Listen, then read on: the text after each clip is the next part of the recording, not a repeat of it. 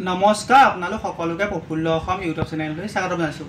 যদি আপোনালোক চেনেলটোলৈ প্ৰথমবাৰৰ বাবে আহিছে প্লিজ চেনেলটো ছাবস্ক্ৰাইব কৰি দিব, ভিডিঅ'টো এটা লাইক কৰি দিব আৰু যিসকল বন্ধু বান্ধৱীয়ে অসম বন বিভাগত এটা চাকৰি ল'ম বুলি ভাবি আছে সেইসকল বন্ধু বান্ধৱীলৈ এই ভিডিঅ'টো শ্বেয়াৰ কৰিব। এতিয়া আপোনালোকৰ অসম বন বিভাগত নতুন এডভাৰটাইজমেণ্ট মুকলি হ'ব নৱেম্বৰ মাহত। আপোনালোকৰ হয়তো বহুতে ভাবি আছে যে অসম বন বিভাগত নতুন এডভাৰটাইজমেণ্ট নাহিব নেকি, কিন্তু আপোনালোকৰ অসম বন বিভাগত নতুন পদ মুকলি হ'ব আপোনালোকৰ নৱেম্বৰ মাহত। গতিকে যিসকলে অসম বন বিভাগত এটা চাকৰি ল'ম বুলি ভাবিছে তেওঁলোকে এতিয়াৰ পৰা ভালদৰে ৰানিং লং জাম্পৰ প্ৰেক্টিছ কৰি থাকক আৰু লগতে ভালদৰে পঢ়া শুনা কৰি থাকক। এতিয়া আপোনালোকৰ বহুতে অপেক্ষা কৰি আছে যে অসম বন বিভাগৰ নতুন এডভাৰটাইজমেণ্ট কেতিয়া মুকলি হ'ব, কিয়নো আপোনালোকৰ অসম বন বিভাগৰ যিটো ফৰেষ্ট গাৰ্ড পদ আছে সেই ফৰেষ্ট গাৰ্ড পদটোৰ বাবে বহুতো ল'ৰা ছোৱালী অপেক্ষা কৰি থাকে। আপোনালোকৰ যিটো ফাৰ্ষ্ট পইণ্ট সেইটো হৈছে যে আপোনালোকৰ ফৰেষ্ট গাৰ্ডত বয়স বেছি হ'লেও আপোনালোকৰ এপ্লাই কৰিব পাৰে। তাৰপিছত আপোনালোকৰ যিটো ছেকেণ্ড পইণ্ট সেইটো হৈছে আপোনালোকৰ ফৰেষ্ট গাৰ্ডৰ যিটো হাইট সেই হাইটটো অসম আৰক্ষীতকৈ কম লাগে।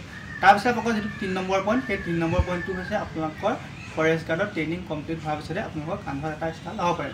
সেইবাবে বহুতো ল'ৰা ছোৱালীয়ে ফৰেষ্ট গাৰ্ডৰ নতুন এডভাৰটাইজমেণ্টৰ অপেক্ষা কৰি থাকে আৰু ফৰেষ্ট গাৰ্ড পদটো ভাল লাগে।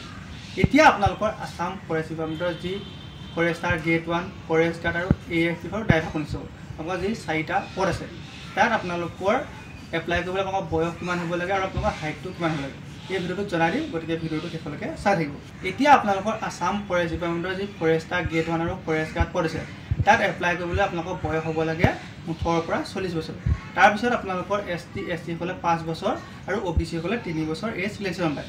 মানে আপোনালোকৰ ST আৰু SC কেণ্ডিডেটে 18 পৰা 45 বছৰলৈকে এপ্লাই কৰিব পাৰে আৰু আপোনালোকৰ যিসকল OBC কেণ্ডিডেট আছে তেওঁলোকে 18 পৰা 43 বছৰলৈকে এপ্লাই কৰিব পাৰে। তাৰপিছত আপোনালোকৰ যিটো হাইট সেই হাইটটো আপোনালোকৰ অসম আৰক্ষীতকৈ কম লাগে। এতিয়া আপোনালোকৰ বহুতে ক'ব বিচাৰিছে আপোনালোকৰ ফৰেষ্ট গাৰ্ডৰ হাইটটো অসম আৰক্ষীতকৈ বেছি লাগে, কিন্তু আপোনালোকৰ যিসকল জেনেৰেল OBC আৰু SC মেল কেণ্ডিডেট আছে তেওঁলোকৰ ক্ষেত্ৰত হাইটটো বেছি লাগে। তাৰ বাহিৰে আপোনালোকৰ যিখিনি ST মেল কেণ্ডিডেট তাৰপৰা আপোনালোকৰ যিসকল ফিমেল কেণ্ডিডেট আছে তেওঁলোকৰ হাইটটো অসম আৰক্ষীতকৈ কম লাগে। এতিয়া আপোনালোকৰ যি ফৰেষ্টাৰ গ্ৰেড 1 আৰু ফৰেষ্ট গাৰ্ডৰ হাইট কিমান হ'ব লাগে, আপোনালোকৰ যিসকল জেনেৰেল OBC MOBC আৰু SC মেল কেণ্ডিডেট আছে তেওঁলোকৰ হাইট হ'ব লাগে 163 চেণ্টিমিটাৰ। তাৰপৰা ফিমেলৰ হাইট হ'ব লাগে 150 চেণ্টিমিটাৰ।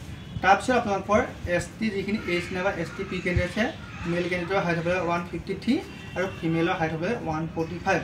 হাইটটো মই আকৌ কৈ দিছোঁ, আপোনালোকৰ যিসকল জেনেৰেল OBC MOBC আৰু SC মেল কেণ্ডিডেট আছে তেওঁলোকৰ হাইট হ'ব লাগে 163 চেণ্টিমিটাৰ।